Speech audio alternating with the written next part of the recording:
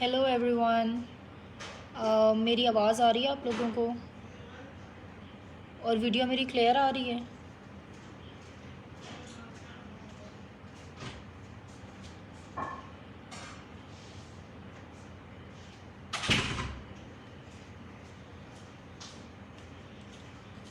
मुझे बता दें आवाज़ आ रही है और वीडियो भी क्लियर आ रही है?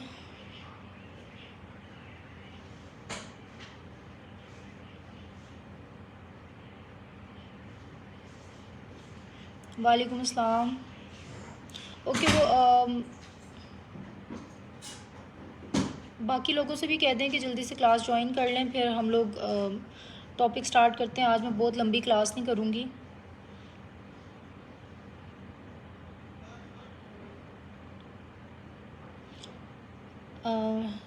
All right, students, our today's topic is about the Constitution of Pakistan, that is Constitution of Pakistan 1973.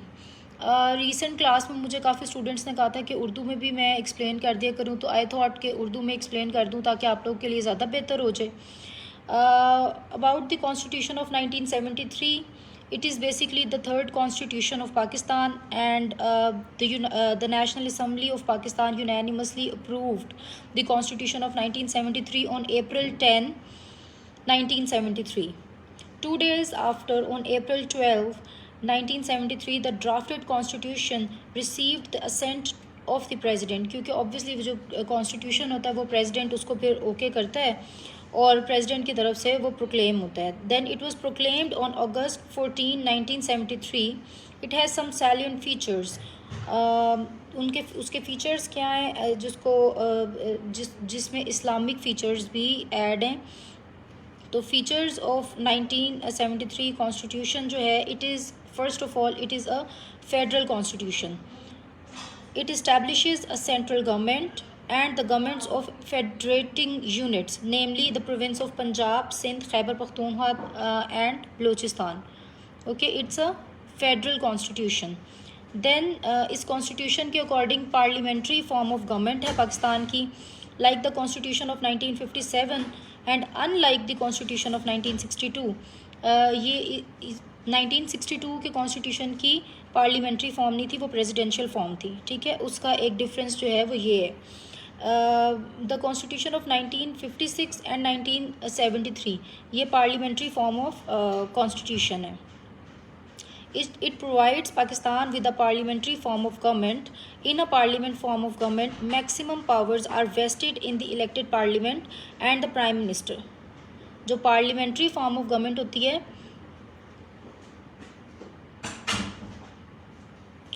Parliamentary form of government में जो मैक्सिमम पावर्स होती हैं वो पार्लियामेंट के पास होती हैं और प्राइम मिनिस्टर के पास होती हैं। प्रेसिडेंट्स के पास बहुत ज़्यादा पावर्स नहीं होती। जो 1962 का कॉन्स्टिट्यूशन था उसमें मैक्सिमम पावर प्रेसिडेंट के पास थी। देन इसमें बाई कैमरल लेजिस्लेचर होता है, जिसमें आपके पास नेशनल असम्बली है, लोअर हाउस होता है नेशनल असम्बली में, और senate and the upper house. ठीक है, ये इसके 2 हाउसेस होते हैं, that is the national assembly. National assembly के अंदर एक लोअर हाउस होता है और एक सेनेट होता है, और देन उसका एक अपर हाउस होता है। ठीक है, सेकेंड।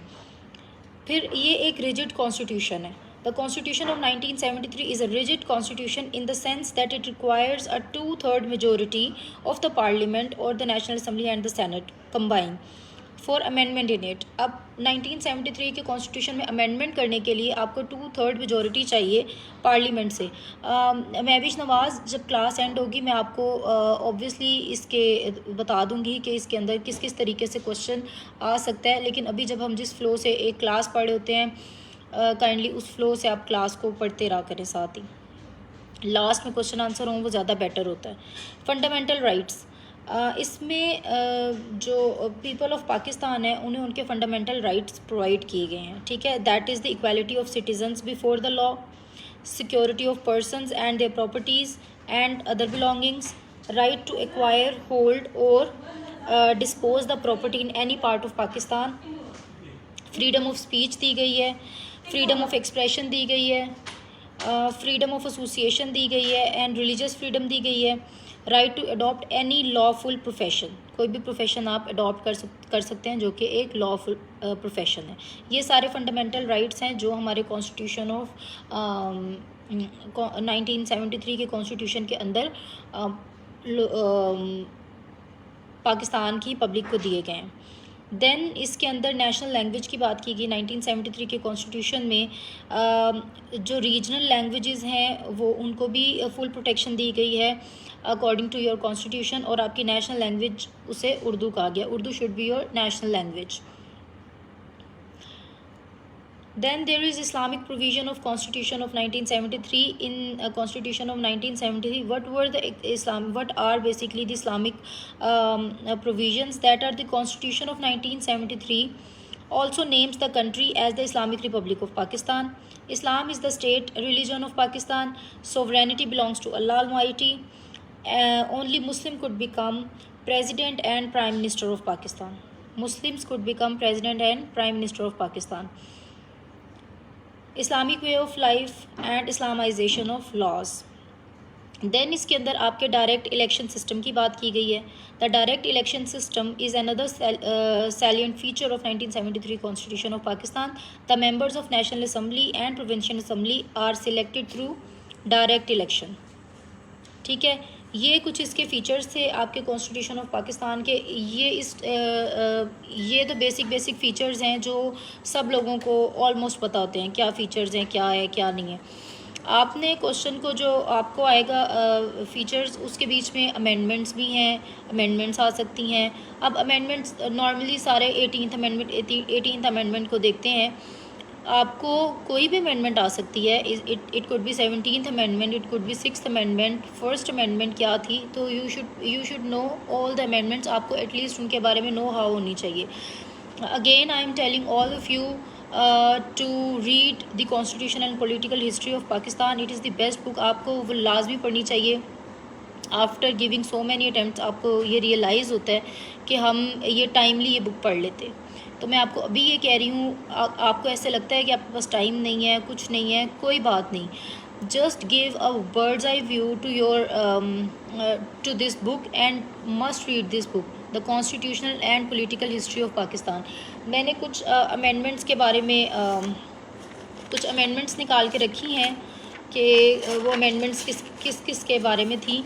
तो coming to the first amendment of the constitution of Pakistan, that is नहीं, मेरे पास PDF में नहीं है मिशी चौधरी, आप लोग को करवाने के लिए। मेरी तो पोस्टिंग अभी मरी में है, तो मेरी बुक बेसिकली लाहौर पड़ी हुई थी। आप लोग को पढ़ाने के लिए मैंने जाके बाहर से एक दोबारा बुक बाय कर ली है। ठीक है, तो आप पढ़ने के लिए भी बाय कर सकते हैं, आप लोग इसको बाय कर लें। इतनी कोई बहुत महंगी किताब नहीं आती है। आप ओल्ड बुक्स में से अगर लेते हैं तो भी आपको 600-700 रुपये की ये किताब मिल जाएगी। तो ये अपनी रीडिंग में लाजमी रखें, इसको पढ़ लें इस किताब को। अच्छा, coming to the first amendment, that is the recognition of Bangladesh.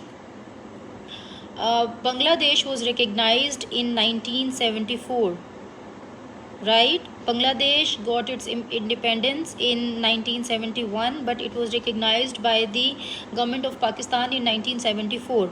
Why in 1974? In 1974 there was a second Islamic Summit Conference। OIC की कॉन्फ्रेंस थी दूसरी, जो भुट्टो साहब के दौर में हुई थी, और उसमें king Faisal of Saudi Arabia, Gaddafi of Libya और अदर हेड ऑफ़ स्टेट्स वो सारे आ रहे थे। तो दैट वाज सो बैड कि अगर Bangladesh had become a country at that time, तो वहाँ का हेड ऑफ़ स्टेट जो है वो उस टाइम पे वर्ल्ड की मेजॉरिटी थी, मुस्लिम मेजॉरिटी कंट्री में था। तो वहाँ के हेड ऑफ़ स्टेट को बुलाने से पहले Pakistan should have to recognise that state, the Bangladesh state. ठीक है, उसके लिए फिर भुट्टो ने मुजीब को इनवाइट किया, बट मुजीब ने ये बात कही उस वक्त कि मुझे as a head of state invite किया जाएगा तो मैं इस कॉन्फ्रेंस को अटेंड करूँगा। ठीक है, तो फर्स्ट अमेंडमेंट उसमें इसलिए की गई कॉन्स्टिट्यूशन में क्योंकि in your constitution at that time West Pakistan and East Pakistan were the part of Pakistan, the whole Pakistan. तो फिर अमेंडमेंट की गई जिसमें पाकिस्तान के पार्ट्स को जिसमें से ये हम लोगों ने ईस्ट पाकिस्तान को फिर निकाल के उसे बांग्लादेश रिकग्नाइज़ किया, ठीक है। तो that was the first amendment जो उस वक्त भी भुट्टो के दौर में हुई थी बांग्लादेश की रिकग्निशन के बारे में। और इस बारे में ये उस वक्त कहा गया था, उस वक्त ये बात कही गई थी कि recognition of Bangladesh was recognition of reality, although it was a very bitter reality for Pakistan, but it was a reality at that time. So the recognition of Bangladesh was the recognition of reality. Second जो amendment है, that is the Ahmadis, they were declared non-Muslim according to the Constitution of Pakistan. तो second amendment जो थी वो अहमदीज़ के बारे में थी, उनके नॉन मुस्लिम डिक्लेरेशन के बारे में थी कि Ahmadis are non Muslim. Then there come the third amendment, that is the victimization of political opponents.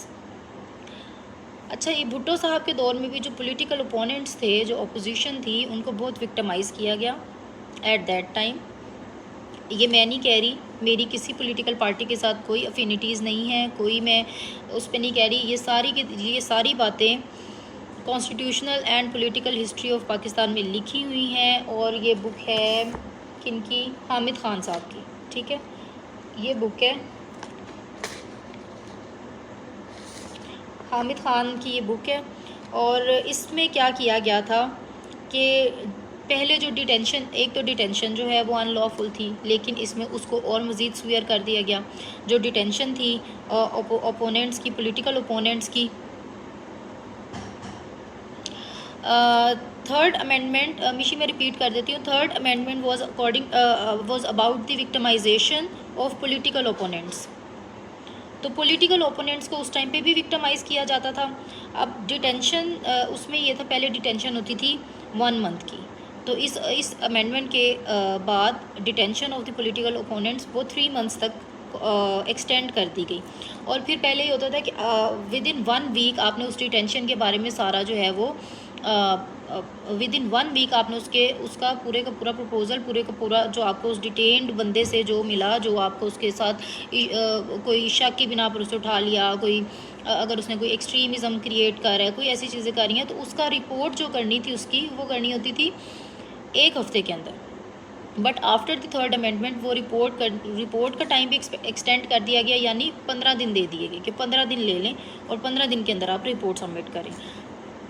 Basically जो थर्ड अमेंडमेंट थी उसने गवर्नमेंट की पावर्स को इन्हांस कर दिया था, ठीक है।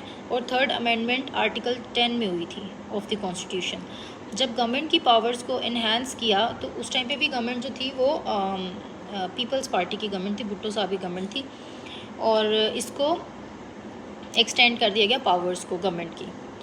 फिर फोर्थ अमेंडमेंट में जो की गई, फोर्थ अमेंडमेंट में जुरिस्डिक्शन थी जो कोर्ट्स की, उसको भी कर्टेल किया गया। कोर्ट्स की एक वास्ट जुरिस्डिक्शन थी तो उसको कम कर दिया गया। ये भी हुआ था भुट्टो एडमिनिस्ट्रेशन के अंदर, और ये आर्टिकल 199 में हुआ था। अच्छा, आज मेरा ये अमेंडमेंट्स को पढ़ाने का या कॉन्स्टिट्यूशन के ऊपर आने का या फॉरेन पॉलिसी ऑफ पाकिस्तान के ऊपर आने का मकसद क्या है कि आजकल जो हमारे मुल्क में जैसा एक सिनेरियो चल रहा है, हम लोग we people are not well aware of the political amendments, we people are not well aware of the determinants of our foreign policy, we are not aware and we are not knowledgeable enough to talk about anything. हम लोग क्या करते हैं, we just follow the social media. हम social media से हमें जितनी information मिलती है, the bulk of information, the huge information, the ocean of information which we get from social media, उससे नुकसान क्या होता है, हम लोगों की एक ओपिनियन बिल्ड हो जाती है that is not based on our knowledge. So we should have the knowledge कि हमारे अभी अगर करंट इश्यूज़ जो हैं, करंट सिनेरियो में हम एक गवर्नमेंट को या दूसरी पार्टी को या तीसरी पार्टी को अगर हम अपोज करें तो why we are opposing someone. हमारे पास एटलीस्ट प्रॉपर लॉजिक होनी चाहिए, ठीक है। For that knowledge and for that logic, to create that logic and your argument, आपके पास आप लोगों को कुछ अमेंडमेंट्स को लाजमी पढ़ना चाहिए। आप लोगों को कुछ अगर आप लोग देखें CSS एस्पायरेंट्स हैं, आप लोग कल को ऑफिसर्स बनने जा रहे हैं, तो आप लोगों को कुछ बेसिक्स पता होनी चाहिए। Not about 18th amendment. सिर्फ 18th अमेंडमेंट को पढ़ लेने से आप लोगों को अपने कॉन्स्टिट्यूशन की समझ नहीं आएगी। आप जैसे जैसे कॉन्स्टिट्यूशन को समझना शुरू करेंगे आप लोगों को अपने राइट्स और अपनी ड्यूटीज़ के बारे में मैक्सिमम पता चलना शुरू हो जाएगा। तो आपकी फोर्थ जो अमेंडमेंट आई थी that was the jurisdiction of courts, वो कर्टेल हो गई थी। ठीक है, जितनी कोर्ट्स थी उनकी जुरिस्डिक्शन को कर्टेल कर दिया गया था। और फिर फिफ्थ अमेंडमेंट जो आई वो चेस्टाइजिंग ऑफ योर जुडिशरी थी। ऑल दो जुडिशरी का जो एक डिपार्टमेंट है वो शुरू से ही जब पाकिस्तान बना था तो एक स्ट्रॉन्ग डिपार्टमेंट था as we see with the armed forces. वो भी एक प्रॉपर वेल ऑर्गेनाइज्ड डिपार्टमेंट था एट दैट टाइम, इंस्टीट्यूशन था। इसी तरह जुडिशरी भी एक ऑर्गेनाइज्ड इंस्टीट्यूशन ही था। और जो फर्स्ट हमारे चीफ जस्टिस थे उस वक्त जब पाकिस्तान बना, तो first chief justice he was justice Abdul Rashid and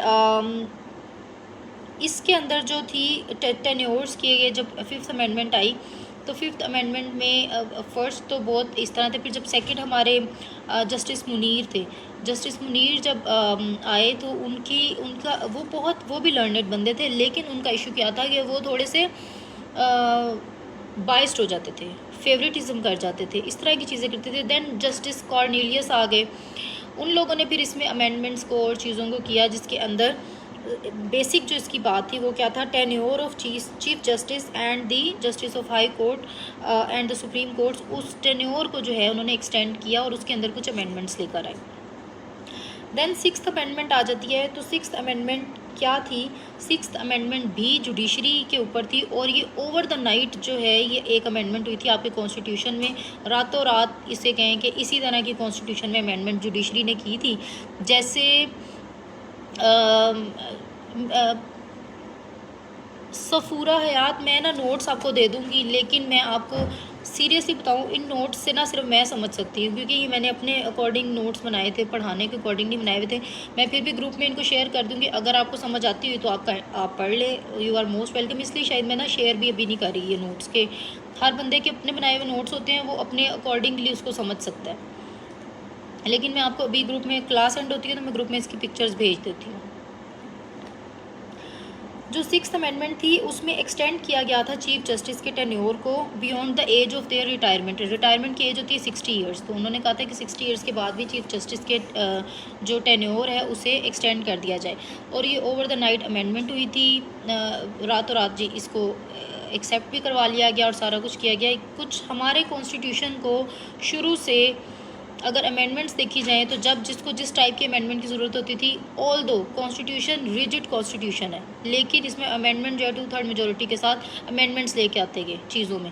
कभी इसमें LFOs आ जाते थे, कभी इसमें ओपोनेंट विक्टमाइज़ किया जाता था ओपोनेंट्स को, उनके लिए डिटेंशंस रख दी जाती थी, कभी इस तरह की चीज़ें। तो ये चीज़ें कॉन्स्टिट्यूशन का थ्रू आउट पार्ट रही हैं।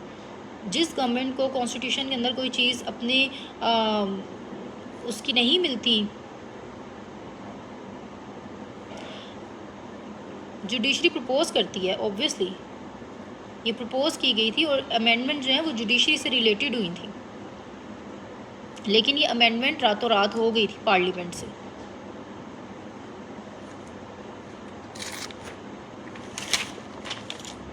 फिर आपकी सेवन्थ अमेंडमेंट आती है। सेवन्थ अमेंडमेंट के टाइम था 1977 का, जब भुट्टो ने पार्शियल मार्शल लॉ लगाया हुआ था।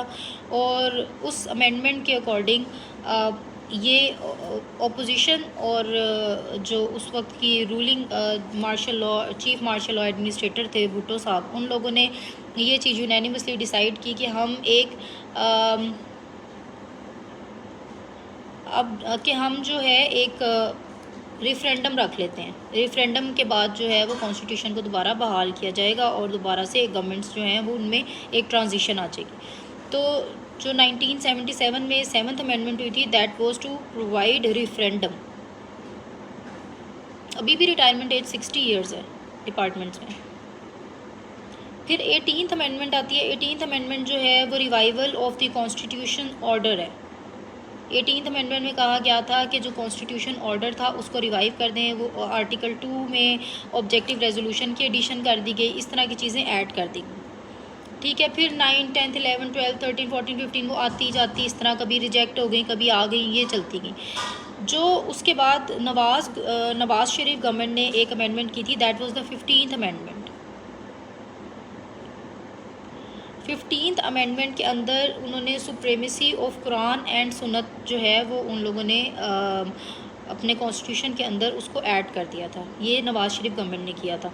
देन इसमें 16th अमेंडमेंट आती है। अच्छा, ये आप लोग याद रखें, कोटा सिस्टम जो था ना, वो पहले था कि जो कोटा होगा वो लेस प्रिविलेज्ड जो क्लासेस हैं उन लोगों को ऊपर लाने के लिए, अपलिफ्ट करने के लिए, इन द स्ट्रीम लाइन उन लोगों को करने के लिए कोटा सिस्टम रखा गया था। और ये रखा गया था कि विद इन 20 ईयर्स ये कोटा सिस्टम को अबॉलिश कर दिया जाएगा। लेकिन जब 20 ईयर्स गुजरे तो बहुत ज़्यादा ये इस चीज़ के ऊपर मैस क्रिएट हो गया कि कोटा सिस्टम ख़त्म हो जाएगा तो बाकी लोग कैसे गए, क्योंकि हम लोगों की जो एजुकेशन थी, जो हम लोगों के उसमें लिटरेसी में उस तरह से तो इफ़ेक्ट नहीं हुआ था। 20 सालों में हम लोग कोई बहुत ज़्यादा डेवलप्ड कंट्री बन नहीं गए थे, हमारी एजुकेशन बहुत ज़्यादा हो नहीं गई थी। तो उसके ऊपर 20 सालों के बाद जब कोटा सिस्टम को अबॉलिश करने का टाइम आया तो ये तो वहाँ पे तो एक ह्यूज वो ओपोजिशन होगी इस बात के ऊपर। तो फिर ये एक अमेंडमेंट उसके हमारे कॉन्स्टिट्यूशन में 16th अमेंडमेंट की गई कि कोटा सिस्टम को 20 ईयर से 40 ईयर्स तक कर दिया जाएगा। ठीक है, अभी वो वैसे 2013 में 16th अमेंडमेंट के अकॉर्डिंग 2013 में वो 40 साल कोटा सिस्टम के ख़त्म हो जाते हैं। फिर 17th अमेंडमेंट आ जाती है। 17th अमेंडमेंट के अंदर अमेंडमेंट की गई थी लीगल फ्रेमवर्क ऑर्डिनेंस में। लीगल फ्रेमवर्क ऑर्डर LFO था, LFO के अंदर अमेंडमेंट की गई थी और 29 आर्टिकल्स मज़ीद आपके कॉन्स्टिट्यूशन के अंदर ऐड कर दिए गए थे उस LFO को मज़ीद स्ट्रेंथन करने के लिए, उसे कंटिन्यू रखने के लिए। ये आपकी 17th अमेंडमेंट में हुआ था। देन हमारे पास 18th अमेंडमेंट आ जाती है और 18th अमेंडमेंट एक full fledge in itself it's a full fledge topic. तो 18th अमेंडमेंट हम मेरे ख्याल से 18th अमेंडमेंट हम अलग से एक टॉपिक करेंगे या आज की क्लास में ही कर लेते हैं आज।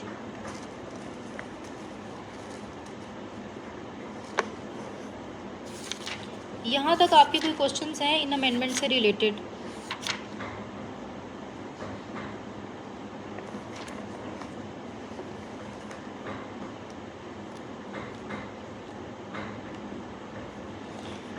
अच्छा, जो 18th और 19th और 20th अमेंडमेंट्स हैं ये 2010 से 2011 के बीच में ये होती जाती हैं। ठीक है, आज ही मुजद्दिद रन आज ही करेंगे। आज मुझे ना बस रोज़ा लग रहा है सुबह से, तो मैं इसलिए ना थोड़ा वो डाउन हो रही थी, लेकिन आज ही कर लेते हैं क्योंकि हमारे पास इतना टाइम नहीं है, पेपर्स भी आ गए हैं सर पे। तो 18th अमेंडमेंट जो कॉन्स्टिट्यूशन में आई थी उसका बैकग्राउंड क्या था? That was due to the judicial crisis जो उस टाइम पे चल रहे थे इन 2010। In the beginning of 2010, serious judicial crisis erupted when the president notified Khwaja Mohammad Sharif, the then Chief Justice of Lahore High Court, as judge of the Supreme Court. 2010 में जब supreme court के जज मुंतखब कर दिए गए ख्वाजा मोहम्मद शरीफ साहब, तो उस टाइम पे एक मुल्क के अंदर जुडिशियल क्राइसिस आ गया। ठीक है, by another notification senior most जज of Lahore high court Mian Saqib Nisar was appointed chief justice of Lahore high court और chief justice Iftikhar Muhammad Chaudhry objected to these appointments for the reason that they were made without the consultation which was the requirement of the constitution.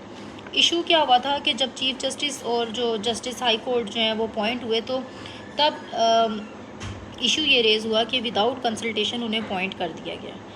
हर चीज़ की ignition के लिए, किसी amendment के लिए, किसी भी change के लिए हमेशा एक छोटा सा पॉइंट चाहिए होता है। ठीक है, massive movements are always created on very tiny things. अब जैसे आप देखो, मुझे अभी अचानक इसके अंदर एक बात याद आ गई है। At the time of French revolution क्या हुआ था कि फ्रेंच रेवोल्यूशन का जो इम्पीटस था या उसको जो इग्नाइट किया था जिस बात ने, वो एक बात ये थी कि वहाँ की जो उस टाइम पे क्वीन आई, लोगों ने बहुत ज़्यादा वहाँ पे प्रोटेस्ट कर रहे थे कि we don't have anything to ईट।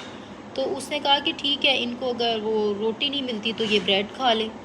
मतलब शी वो सो नाइव एट दैट टाइम कि उसने इस तरह से बात कर दी। उसने तो अपनी वो एक शाहाना तरीके से बात कर दी, तो लोगों को ये चीज़ इतना ज़्यादा, लोगों को इससे वो हो गया कि वो एक रेवोल्यूशन, फ्रेंच रेवोल्यूशन स्टार्ट होगी कि जो हमारी एलीट है वो बेसिकली हमारी नीड्स से फेमिलियर ही नहीं है। तो इसी तरह जब एक जुडिशल क्राइसिस आया तो वो एक अपॉइंटमेंट से शुरू हुआ कि वो एक ऐसी अपॉइंटमेंट होगी। हमेशा हिस्ट्री को भी देखा जाए तो हमेशा कोई एक डिसीजन ऐसा होता है जो पूरे के पूरे रिजीम्स, पूरे के पूरे कॉन्स्टिट्यूशंस, पूरे के पूरे वर्ल्ड के अंदर एक चेंज ले आता है। आप देखें ये जो अरब स्प्रिंग आया था वो भी इसी तरह आया था। एक बंदे ने महंगाई से तंग आके आग लगा ली थी अपने आप को, ठीक है, तो वो उसने अपने आप को आग लगाई। वो इतना ज़्यादा चीज़ से इग्नाइट होगी चीज़ें कि पूरे का पूरा जो है वो अरब स्प्रिंग आ गया। और वो कहाँ, ट्यूनीसिया से स्टार्ट होता था, पूरे अरब, पूरे मिडल ईस्ट में फैल गया, पूरे अरब में फैल गया था। तो यहाँ से आपकी जो एक इग्निशन होती है। तो 18th अमेंडमेंट बेसिकली क्या थी, हम उसके फीचर्स पढ़ते हैं। The legal framework order of 2002 and its various amendments in 2002 were declared to have been made without lawful authority and of no legal effect and therefore stood repealed. 2002 का जो LFO था वो रिपील कर दिया गया, वो ख़त्म कर दिया गया इन योर 18th अमेंडमेंट। ये बात उसको कही गई उस LFO के बारे में कि वो अनलॉफुल था, इलीगल था। उसके अंदर बहुत सारी जो लॉफुल अथॉरिटीज़ थी वो LFO को जब उन्होंने वो किया था तो वो उसमें इन्वॉल्व नहीं थी। The second feature, first one is the LFO was repealed first. मैं ना आपको पॉइंट बना के इसलिए क्लास में बता रही हूँ कि आप जब अपने नोट्स टेकिंग करें तो आप उसी तरह पॉइंट लिख लें, फिर पॉइंट याद कर लेंगे तो आपको पेपर में लिखते हुए आसानी हो जाएगी। The constitution 17th amendment act was repealed. 17th amendment क्या हुई थी, वो जो LFO के अंदर 29 मज़ीद पॉइंट्स ऐड किए गए थे, that was in 17th amendment. पहले LFO रिपील हुआ, फिर 17th अमेंडमेंट इसमें रिपील हो गई। Third one is the north west frontier province. पहले NWFP था, खैबर पख्तूनख्वा का नाम, उसका नाम चेंज कर दिया गया in Khyber Pakhtunkhwa. 18th amendment में LFO है, LOF नहीं है Mishi Chaudhry. LFO legal framework order है, ये ऑर्डिनेंस है, मैं खुद कंफ्यूज हो गई हूँ, वो भी गूगल कर लें उसे। The definition of high treason under Article 6 was substituted to include suspension or holding in abeyance of the Constitution। अच्छा, आजकल आर्टिकल 6 बड़ा चल रहा है, हमारी न्यूज़ में चल रहा है, इन सारी चीज़ों में चल रहा है। तो आर्टिकल 6 में क्या था, आर्टिकल 6 ये था, वो हाई ट्रीजन से रिलेटेड है, ठीक है। उसमें यह है कि कोई भी ऐसा काम जिसकी वजह से कॉन्स्टिट्यूशन सस्पेंड हो जाए, कोई भी ऐसा काम जिसकी वजह से, okay, it's order, legal framework order. Thank you so much Mujaddid, thank you. अब नीचे अशर साजिद कह रहे हैं लीगल फ्रेमवर्क ऑर्डिनेंस, ये गूगल करके कंफर्म कर लें। अच्छा, मैं आपको क्या बता रही थी, यही भूल गई हूँ। आर्टिकल 6 क्या था, आर्टिकल 6 था कि अगर कोई भी इंसान कॉन्स्टिट्यूशन को सस्पेंड करता है, अबेंस में रखता है, या ऐसी कोई इंटेंशन रखता है, या उसको इस तरह करने में कॉन्स्टिट्यूशन को जो है वो सस्पेंड करवाने में उसको सपोर्ट करता है, ऐसी इंटेंशन करता है, तो वो सारे के सारे मामलात किस में आ जाएंगे, हाई ट्रीजन में, ठीक है। Even attempt or conspire to do so can constitute high treason. अगर आप इसके ख़िलाफ़ कॉन्स्पिरेसी भी करते हैं कॉन्स्टिट्यूशन को सस्पेंड करवाने की या बेंच में रखने की, होल्ड करवाने की, तो भी आपके ऊपर हाई ट्रीजन का चार्ज लगेगा। Not only abettors but also collaborators would be guilty of high treason. एक तो अबेटर होता है ना, जो उसको कर छोड़ता है, और एक उसके साथ उसके जो कंप्लिस होते हैं वो भी हाई ट्रीजन के अंदर माने जाएंगे, ठीक है। Article 6 has been added to the postulate that an act of high treason would not be validated by any court including the Supreme Court or High Court. Supreme court या high court उस act को validate कर सकती है, ये civil court वगैरह इस act को वैलिडेट नहीं कर सकती, ठीक है। फंडामेंटल राइट्स वर एडिड सच एज, अब हमारे कॉन्स्टिट्यूशन में फंडामेंटल राइट्स तो ऑलरेडी थे, लेकिन फंडामेंटल राइट्स इसके अंदर मज़ीद जो फंडामेंटल राइट्स हैं वो ऐड किए गए हैं। वो क्या थे? Article 10A was added which provided for fair trial and due process in criminal trials. According to Article 10 हर इंसान को फेयर ट्रायल्स का राइट है।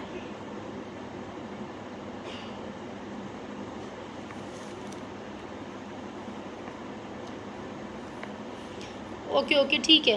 जो लीगल फ्रेमवर्क ऑर्डिनेंस था दैट वाज गिवन बाय, ठीक है मुझे समझ आ गई, अयूब, क्योंकि मेरे जहन में ऑर्डिनेंस भी आ रहा था, ऑर्डर भी आ रहा था, और then it was given by Musharraf as well. तो 2002 में जिसकी जो रिपील हुआ था वो मुशर्रफ वाला हुआ था, पता नहीं, देखते हैं। आर्टिकल 19A, हाँ ऑब्वियसली 2002 वाला जो LFO था वो रिपील हो गया था in your 18th amendment. Article 19A was added extending to the right of every citizen to have access to information. Article 19A is the access right to information to every citizen, ठीक है। ये add किया गया, right to information add किया गया, right to fair trial add किया गया, और आर्टिकल 25A ऐड किया गया जो कि ये बताता है कि हर किसी को इक्वल एजुकेशन का राइट है। Basic education is the right of every citizen of Pakistan, जिसके ऊपर फिर आपके जो गवर्नमेंट स्कूल्स हैं, जो पब्लिक जितने स्कूल्स हैं वो फ्री एजुकेशन देते हैं, बुक्स देते हैं बच्चों को, ठीक है। ये स्टेट की रिस्पॉन्सिबिलिटी बना दी गई आर्टिकल 25A के according.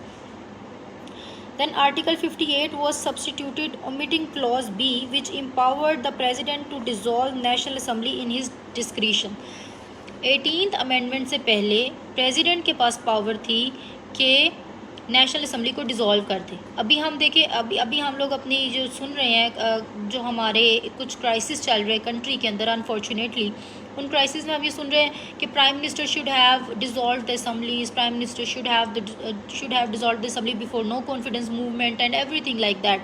Y prime minister? Because after the 18th amendment it was only the discretion of prime minister, and before 18th amendment it was the discretion of president of Pakistan. President of Pakistan before 18th amendment has the power to dissolve national assemblies. Then article इसमें 7th point क्या है? The strength of Senate was increased from 100 to 104. इसमें senate की seats increase की गई थी, 100 थी पहले, फिर 104 कर दी गई थी, और जिनमें 4 नॉन मुस्लिम मेंबर्स को ऐड किया गया था, 1 from each province, her province से एक नॉन मुस्लिम मेंबर ऐड किया गया था इसमें, और सेनेट की सीट्स इस तरह 100 की बजाय 104 हो गई थी। Article 62 and 63 pertaining to qualification or disqualification of member of parliament respectively were substituted, restating nearly all previous contents of these articles. The reason appears to be that the addition, substitution or variation of most of such qualifications or disqualification was brought about the restoration of constitution of 1973 order. जो parliament के जो members हैं, पार्लिमानी जो मेंबरान हैं, उन लोगों को किस बेसिस के ऊपर क्वालिफाई और किस बेसिस के ऊपर डिसक्वालीफाई किया जाएगा।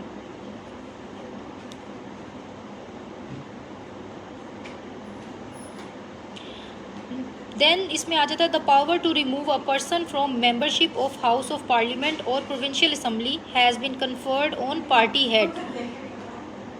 जो इसी अमेंडमेंट जो 18th अमेंडमेंट है, इसमें कहा गया कि जो पावर है to remove a person from the membership of parliament, ये किसके हाथ में दी गई? पार्टी हेड के हाथ में। जो आपकी पार्टी का हेड है वो डिसक्वालीफाई कर सकता है किसी भी पार्लिमानी मेंबर को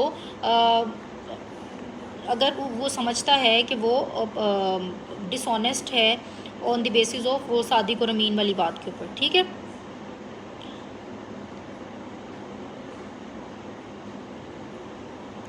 फिर article 70 regarding the introduction and passing of bills in the parliament was substituted under the new provision. If any difference arise between 2 houses of the parliament on any bill, the house where it is originated could refer the bill to be considered in joint sitting of two houses and it can be passed by the majority of members presenting and voting into joint sitting.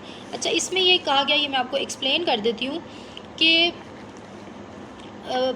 इसके accordingly ये कहा गया कि अगर कोई एक bill parliament में पेश किया जाता है तो वो बिल अगर दोनों हाउस के अंदर जो आपकी सेनेट है या आपकी जो लोअर हाउस है, अपर हाउस है, इन दोनों के बीच में अगर आपकी कोई कॉन्स्टिट्यूशन उस बिल को पास करने में किसी किस्म की कोई आपस में ताउन नहीं कर रहे तो फिर एक जॉइंट सेशन उनका होगा, वो जॉइंटली सारे बैठेंगे, सारे मेंबर्स बैठेंगे और फिर वोटिंग होगी, फिर मेजॉरिटी देखी जाएगी कि कौन सी मेजॉरिटी है.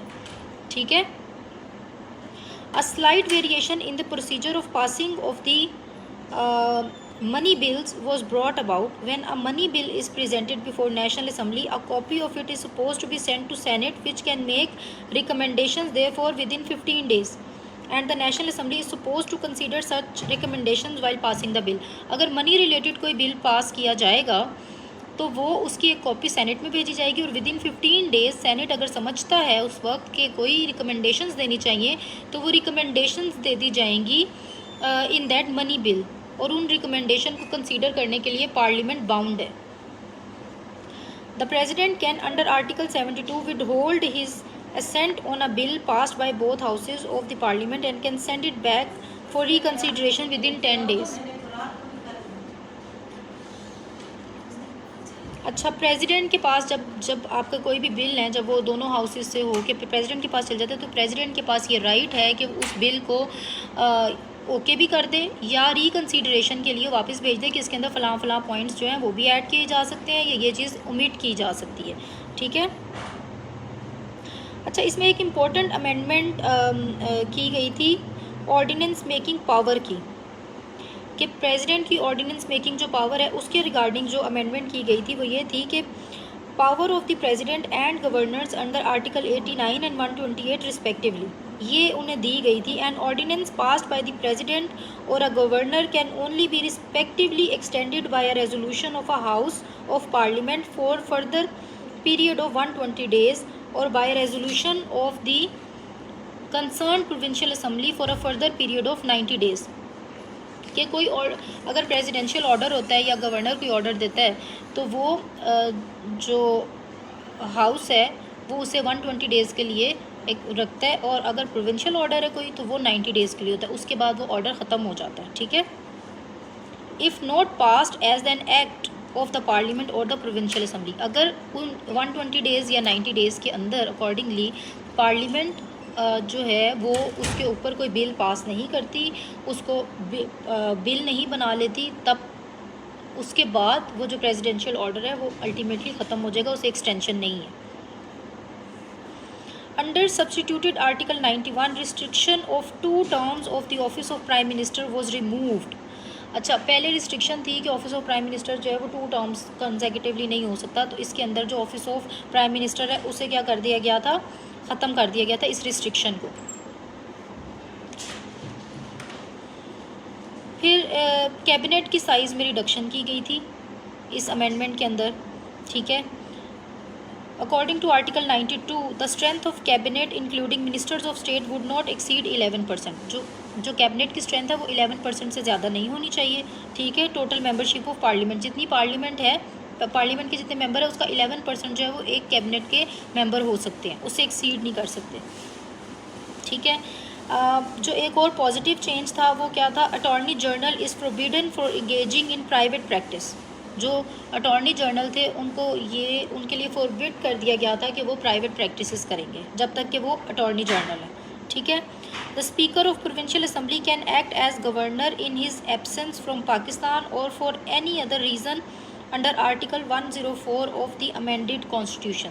जब कॉन्स्टिट्यूशन को अमेंड किया गया था तो जो स्पीकर ऑफ प्रोविंशियल असम्बली है, अगर उस टाइम पे कोई एब्सेंस हो आपकी गवर्नर प्रोविंस के गवर्नर की, तो जो स्पीकर ऑफ प्रोविंशियल असम्बली है he can or she can act as the governor at that time for that province, जिस प्रोविंशियल असम्बली के वो स्पीकर होंगे. Clause 112 of the article which empowered the governor to dissolve a provincial assembly subject to previous approval of the president in his direction has been omitted. This power had been repeatedly abused in the past. पहले ना governor के पास power होती थी कि provincial assemblies को dissolve कर दे president की permission से, ठीक है, लेकिन इसके अंदर इस पावर को ख़त्म कर दिया गया क्योंकि इन the past this power was misused so much. Article 116 provided similar provisions for assent to the Bill of Provincial Assembly by the governors as had been provided for the assent of the President to the Bill of Parliament under the amended Article 75 of the Constitution। ठीक है, वो पुरानी बात है। Since the concurrent legislative list, अब ये वाली एक इम्पॉर्टेंट चीज़ है, since the concurrent legislative list जिसके अंदर 47 एंट्रीज थी in the fourth schedule of the constitution would be omitted under this amendment. जिसके बाद इसी अमेंडमेंट के बाद ये जो बातें करते हैं कि एजुकेशन जो है वो प्रोविंस का एक बन गया, प्रोविंसेस अपनी एजुकेशन को खुद देखेंगे, प्रोविंसेस अपने फाइनेंसेस को भी यूज़ कर सकते हैं, प्रोविंस थोड़े से फेडरल से अलहदा हो गए हैं, सेंटर ओरिएंटेड नहीं रहे हैं, ये इस 18th अमेंडमेंट के बाद की बातें हैं, ठीक है। उसमें क्या हुआ था, जो 47 एंट्रीज थी इस कॉन्करेंट लेजिस्लेटिव लिस्ट की वो ओमिट कर दी गई। The subjects for legislation were strictly bifurcated between the parliament and the provincial assemblies. However concurrent power to legislate laws with respect to criminal law, criminal procedure and evidence have been conferred on the Parliament and the provincial assemblies specifically by the amendment in Article 142 of the Constitution। मतलब इसमें क्या किया गया, जो legislative laws थे या criminal law से related जितने लेजिस्लेटिव लॉज थे और जितने क्रिमिनल प्रोसीजर एविडेंसेस थे वो पार्लियामेंट और प्रोविंशियल असम्बलीज़ के साथ कंबाइनली उसको कर दिया गया कि वो इन्हें इन मैटर्स को देखेंगे, ठीक है।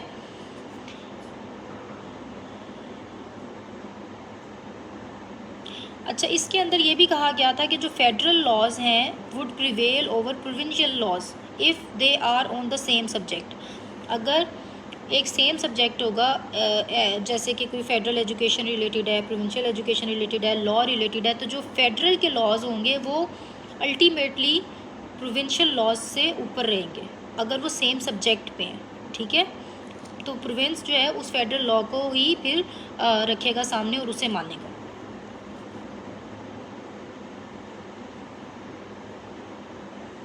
अच्छा, फिर जो कॉन्करेंट लिस्ट थी that was before the enactment of 18th amendment would continue to prevail over provincial laws on the subject on which provincial laws have exclusive application after the 18th amendment. वो जो concurrent list में जो आ रही थी चीज़ें वो कह दिया गया कि वो उनके ऊपर प्रोविंशियल लॉज सारे लगेंगे और प्रोविंसेस उन चीज़ों को देखेंगे।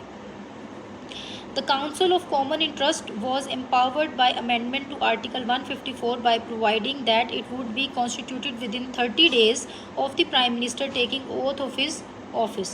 Within 30 days जब एक प्राइम मिनिस्टर आ जाएगा तो council of common interest create कर दी जाएगी, ठीक है, जिसका एक परमानेंट सेक्रेटेरिएट होगा और वो 90 डेज़ के बीच में once in 90 days that Council of Common Interest should meet।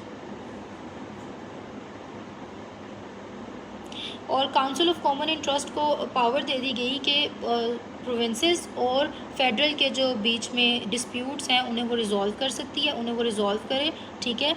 और government in respect of generation of electricity और construction of hydro electric power station, इनसे रिलेटेड इलेक्ट्रिसिटी और हाइड्रो इलेक्ट्रिक पावर स्टेशन से रिलेटेड जो provinces और federal के बीच में एक टेंस सिचुएशन बन गई थी, काउंसिल ऑफ कॉमन इंटरेस्ट की जिम्मेदारी ये है कि वो उसको सॉर्ट आउट करे।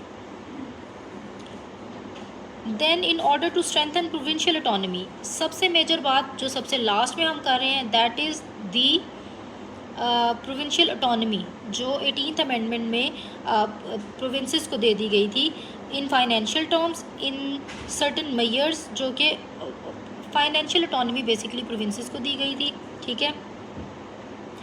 नेशनल फाइनेंस कमीशन के अंदर जो उनका प्रोविंस का कोई भी अवार्ड है, award of national finance commission और इस तरह की जो चीज़ें, तो वो जो एक फाइनेंशियल प्रोविंशियल ऑटोनॉमी थी वो 18th अमेंडमेंट में प्रोविंसेस को दी गई, ठीक है। इसके अलावा provinces has been authorised to raise domestic और इंटरनेशनल लोन्स, इसी तरह वो अपने डोमेस्टिक और इंटरनेशनल लोन्स प्रोविंसेस खुद से देख सकते हैं, खुद से कर सकते हैं उन्हें, ठीक है। ख़ुद से लोन की पॉलिसीज़ क्रिएट कर सकते हैं with in the limit and condition specified by national economic council. लेकिन उनकी जो लिमिट्स हैं या उनकी जो तरीक़ाकार है वो नेशनल इकोनॉमिक काउंसिल से हट के नहीं होना चाहिए, ठीक है। उसके दायरा कार में रहते हुए प्रोविंसेस अपनी अपनी पॉलिसीज़ बना सकते हैं। अच्छा, 18th अमेंडमेंट में इस्लामाबाद के अंदर high court for Islamabad capital territory बनाई गई थी। Islamabad high court 18th amendment के बाद बनाई गई थी, जो कि आर्टिकल 175 को अमेंड किया गया था। फिर एक new procedure of appointment of जजेस है, वो इसके अंदर आया था, जिसमें क्या था, supreme court and high courts के जो जजेस थे वो prescribed under the newly added article 175A, जिसमें उन्होंने अपॉइंटमेंट ऑफ जजेस of supreme court and high court and federal शरीयत कोर्ट के बारे में डिस्कशन की थी कि ये इनकी अपॉइंटमेंट कैसे होगी। इनके लिए जो है वो एक कमीशन बनेगी, उस कमीशन के अंदर चेयरमैन होगा। चेयरमैन उस कमीशन का कौन होगा? Chief justice of Pakistan, that would be the chairman of that commission for the appointment of जजेस। Then there would be the members, 2 senior most जजेस from the supreme court. Then there would be the members, a former Chief Justice or a former Judge of Supreme Court of Pakistan to be nominated by the Chief Justice of Pakistan in consultation with the 2-member judge for a period of 2 years. Then there would be a member who would Federal Minister for Law and Justice. He would be the member of that commission. Then an Attorney General for Pakistan, he would be the member of that commission. And a senior advocate of Supreme Court of Pakistan nominated by the Pakistan Bar Council. ये सब इसके commission के member होंगे। वो appointment for the जजेस, जिसमें आपके आ जाते हैं अपॉइंटमेंट ऑफ सुप्रीम कोर्ट जजेस, हाई कोर्ट जजेस एंड फेडरल शरीयत कोर्ट। इस कमीशन के थ्रू उनकी अपॉइंटमेंट होती है, ठीक है। फिर जो वो रिकमेंडेशन कमीशन देगी, प्रेसिडेंट उसको जो है अपॉइंट करेगा। मोस्ट सीनियर जज ऑफ सुप्रीम कोर्ट को as chief justice of Pakistan president appoint करता है। The commission may make rules regulating its procedure for the appointment of judges of high court. The commission shall also include the following। फिर वो commission क्या क्या कौन कौन C commission बनेगी? Basic चीज़ ये है कि वो कमीशन थी, कमीशन में मेंबर क्या हैं और अपॉइंटमेंट ऑफ जजेस किस तरह से होती है, ठीक है। ये आपकी पूरी की पूरी थी 18th अमेंडमेंट। आपको मैं 18th अमेंडमेंट की एक आपको टास्क देती हूँ कि 18th अमेंडमेंट को एनालाइज़ करें, ठीक है। एनालिसिस ऑफ 18th अमेंडमेंट करें और मुझे जो इनबॉक्स में या यूट्यूब के चैनल में जो है ना, आप उस पर जाके इसको पोस्ट कर दें अपने एनालिसिस को, मैं आपको चेक करके बता दूँगी, ठीक है। लेक्चर में after the lecture I will post this video on Apple of knowledge, that is a YouTube channel, that is my YouTube channel. You can also go and watch other videos there regarding the essay preparation, cooperative societies laws, some basic English and other things like that about general knowledge। आप उधर से देख सकते हैं।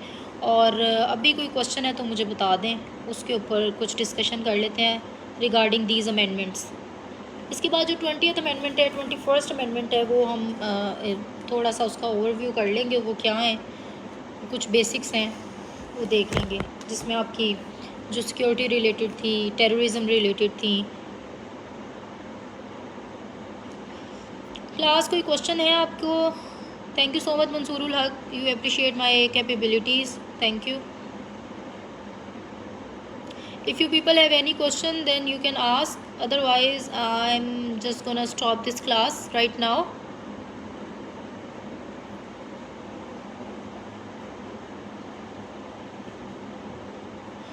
Okay, Allah Hafiz, take care till next class, and in our next class I will come up with some current issues regarding Russia and Ukrainian issues, its impact on Pakistan, its impact on South Asia, US, Russia and China relations and its impact on Pakistan and the South Asia। हम लोग इसको थोड़ा सा discuss करेंगे in our next classes. और आप लोग मुझे बता दीजिएगा चैनल पे, लेकिन जाके बताइएगा अगर, क्योंकि मैं वहाँ के जो कमेंट्स हैं वो ज़्यादा पढ़ लेती हूँ। वहाँ पे मुझे कमेंट में बता दीजिएगा अगर आप लोगों को कोई सर्टेन टॉपिक जो आप लोगों को पढ़ना है, जो आप लोगों को समझना है, मैं वो कुछ टॉपिक्स करवा दूँगी, क्योंकि मैंने कुछ मेजर टॉपिक्स करवाने थे, जो आपको अगर कोई भी क्वेश्चन आता है आज के टाइम से रिलेटेड, तो आप उसमें किसी ना किसी किस्म का अपना एनालिसिस बिल्ड कर सकें। तो अगर आपको कोई फ़र्दर इसमें क्वेश्चंस करने होंगे या टॉपिक्स करने होंगे, तो आप मुझे बता दीजिएगा। उन टॉपिक्स के ऊपर मैं कुछ वीडियोस बना दूँगी, वरना मैं शायद 1-2 मज़ीद लेक्चर्स के बाद पाकिस्तान अफेयर्स की ये लेक्चर्स ख़त्म कर दूँगी। तो अगर आप लोगों को कोई और टॉपिक्स हैं जिनको समझना है, तो वो मुझे आप बता दीजिएगा, उस पर हम लेक्चर रख लेंगे। ठीक है, thank you so much everyone. अल्लाह हाफिज़, थैंक यू।